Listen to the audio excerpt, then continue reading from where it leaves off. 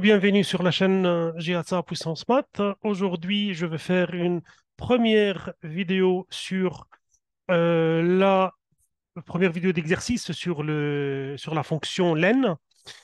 Et la première question, étudier les limites de la fonction f aux bornes de i. Donc, dans la partie A, je vais faire la limite au point 1 et la limite au point plus infini.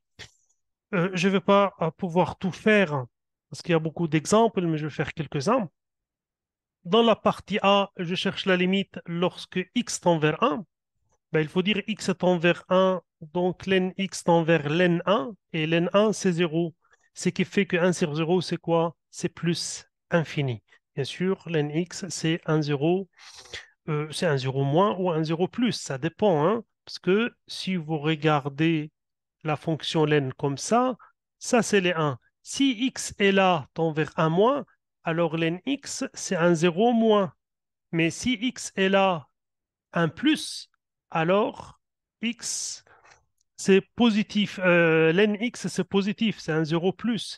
Et dans ces cas-là, 1 sur len x, soit ça va être plus infini, soit ça va être moins l'infini. Alors on va dire x tend vers 1 moins, donc len x tend vers 0 moins, ce qui fait que limite de fx lorsque x tend vers 1 moins égale moins l'infini, et lorsque x tend vers 1 plus, len x tend vers 0 plus, c'est-à-dire un peu plus que 0, et la limite lorsque x tend vers 1 plus de fx, ça fait 1 sur 0 plus, c'est plus infini. Nombre sur 0, c'est infini. Et après, le signe est déterminé par 1, c'est positif. En bas, 0 plus, c'est positif. Donc, c'est plus infini. Et lorsque je parle de x tend vers 1 moins, donc x 1 est positif, le numérateur, et l'N1 est négatif. Donc, ça fait moins l'infini, c'est un 0 moins. Partie B. La partie B, on cherche, je suis toujours dans la partie A, il faut chercher la limite lorsque x tend vers plus l'infini. Lorsque x tend vers plus infini, vous avez len x tend vers aussi plus infini, nombre sur infini, c'est 0. Donc, limite, lorsque x tend vers plus l'infini de fx, c'est 1 sur infini, et nombre sur infini, c'est 0. Je passe à la partie B, x tend vers 0. Donc, j'ai fx égale x moins x ln x. On a vu que lorsque x tend vers 0, x ln x, c'est 0 fois infini, c'est indéterminé. On a vu que 0, c'est le terme dominant qui va déterminer la valeur de cette limite. Ça va être 0. Et donc, fx, et donc limite de fx lorsque x tend vers 0 est égal 0 moins 0 égale 0. En l'infini, donc en l'infini, limite lorsque x tend vers plus l'infini, x facteur 1 moins ln x. Bon, lorsque x tend vers, juste pour oui, c'est exactement ça. Lorsque x tend vers plus infini, ln x tend vers plus infini, ce qui fait que 1 moins ln x tend vers 1 moins infini, ça fait moins infini. Donc, la limite devient plus infini fois moins infini, c'est moins infini. Et limite, lorsque x tend vers plus l'infini de fx devient plus infini fois moins infini, donc c'est moins infini parce que c'est un plus fois moins. Je passe à la partie C. La partie C en moins l'infini et en plus infini.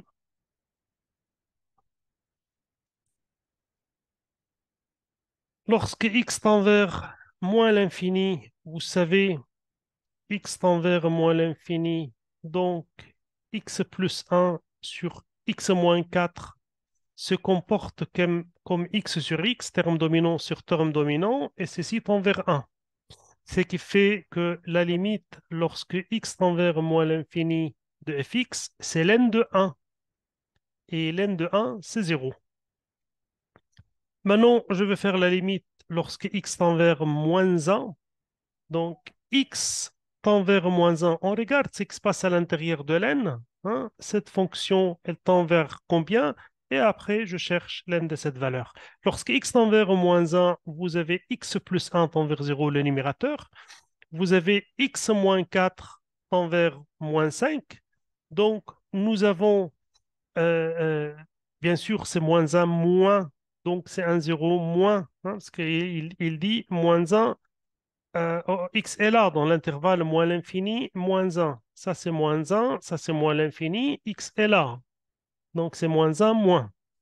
Donc, x moins 5 tend vers -5. Donc, le rapport va tendre 0 moins sur -5, c'est un 0 plus. 0 sur un nombre, c'est 0. Donc, x plus 1 sur x moins 4 va tendre vers 0 plus. Et ln 0 plus, c'est plus infini. Et donc, limite lorsque x tend vers -1 de fx égale ln0 et ln0, c'est moins l'infini. Ça, c'est la partie C. Je vais regarder la partie D.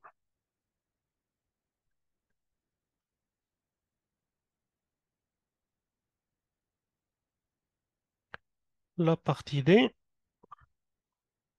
je commence par la limite en 0.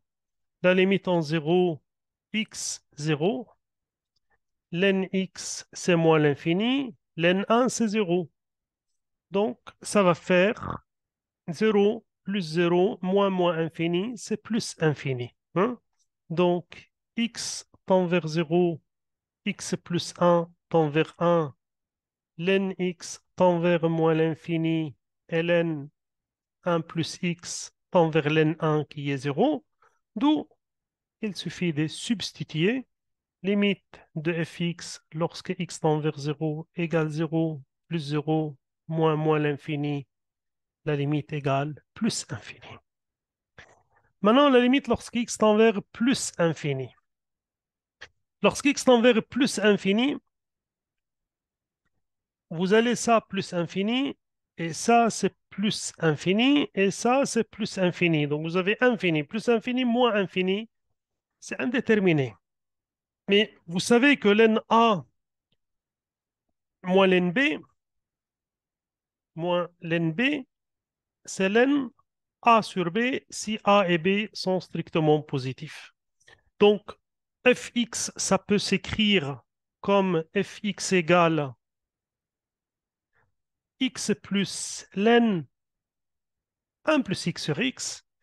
Et maintenant, lorsque je prends x tend vers plus infini, x plus 1 sur x se comporte comme x sur x, terme dominant sur terme dominant, donc la limite égale 1, ce qui fait que ln 1 plus x sur x, ça va tendre ln de 1 qui est 0, et par suite, limite de fx lorsque x tend vers plus infini, c'est la limite de x car ceci tend vers 0, donc la limite de x qui est quoi? C'est plus infini. Donc on a fait en 0, on a fait en l'infini, et ça c'est la partie D. La partie E, si vous voulez,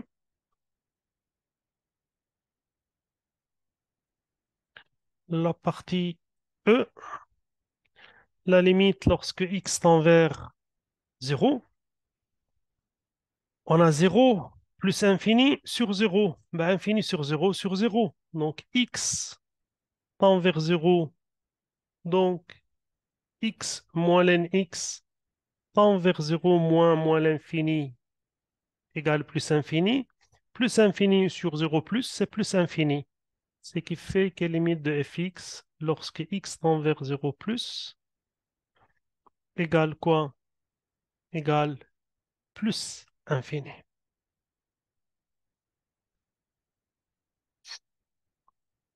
Euh, voilà. Maintenant, la limite en l'infini, x tend vers plus infini. Donc, x moins ln x sur x se comporte comme infini moins infini sur infini. C'est une forme indéterminée. Comment vous faites? Vous prenez le terme dominant facteur commun. Et le terme dominant, on sait que x beaucoup plus grand que lnx à l'infini. Ça, c'est lnx et ça, c'est x. X beaucoup plus grand, hein. X beaucoup plus grand que lnx. Donc, je prends le terme dominant comme facteur commun. Donc, limite x tend vers plus infini fx. C'est la limite x tend vers plus l'infini. Je prends le terme dominant facteur commun. C'est 1 moins lnx sur x et le tout sur x. Je simplifie par x, x en haut, x en bas. Limite x tend vers plus infini, 1 moins lnx sur x. On a vu dans le cours qu'en l'infini, cette limite tend vers 0. Donc la limite de fx égale 1.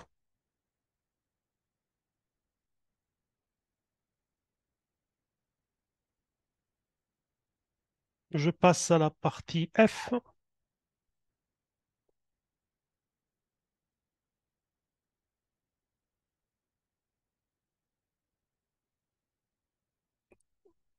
Vous avez x tend vers 0, bien sûr 0 plus. Donc 1 sur x tend vers plus infini, c'est un nombre sur 0 plus. Et lnx tend vers moins l'infini, ce qui fait que fx se comporte comme infini moins infini, quelque chose de très grand moins quelque chose de très grand, c'est une forme indéterminée. Donc, la seule chose devant moi, c'est de faire un dénominateur commun. Donc, fx égale 1 sur x plus x ln x sur x, parce que je vais un dénominateur commun, donc je vais un x en bas, ici j'avais 1, je vais un x, donc je multiplie par x en haut et en bas. Et ça va faire 1 plus x ln x sur x. Et voilà, la limite lorsque x tend vers 0, on a vu dans le cours que limite lorsque x tend vers 0 de x ln x, qui est 0 fois infini, en principe c'est forme indéterminée, mais on va admettre que, puisque x est le terme dominant entre les deux, la limite du produit va suivre la limite du terme dominant, qui est la limite de x, et ça va être 0. Donc, ceci tend vers 0, il me reste 1 sur 0, et 1 sur 0 est infini. Donc, limite de fx lorsque x tend vers 0 égale plus l'infini. Maintenant, la limite en l'infini, si x tend vers plus infini, donc si x tend vers plus infini, je sais que nombre sur 0, nombre sur infini, c'est 0. Et je sais que l'infini, c'est infini. Donc, la limite de fx, c'est 0 plus infini, c'est plus infini. Et limite de fx lorsque x tend vers plus infini égale plus infini.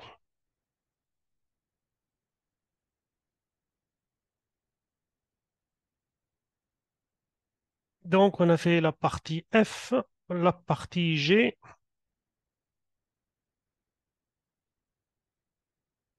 la partie g et la partie h. Donc, on va pouvoir le faire. Je commence par la partie g, x tend vers 0. Donc, x tend vers 0 plus ln x tend vers moins l'infini. Donc, j'ai moins l'infini sur 0, c'est moins l'infini.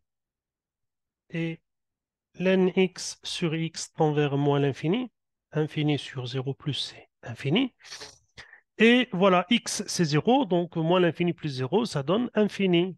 D'où limite x tend vers 0 de fx égale moins l'infini plus 0, c'est moins l'infini. En l'infini, limite de ln x sur x, c'est 0. Hein. Lorsque x tend vers plus l'infini, ln x sur x tend vers 0, parce que x est beaucoup plus grand que ln x. Donc, ce qui fait comme si c'était un nombre sur l'infini, ça va être 0. Donc, il reste quoi? Il reste x, donc c'est plus infini. Et limite de fx lorsque x tend vers plus l'infini égale 0 plus infini égale plus infini. La partie h, lorsque x tend vers moins l'infini, e moins l'infini, n'oubliez pas que c'est 0, l'exponentielle se dessine comme ça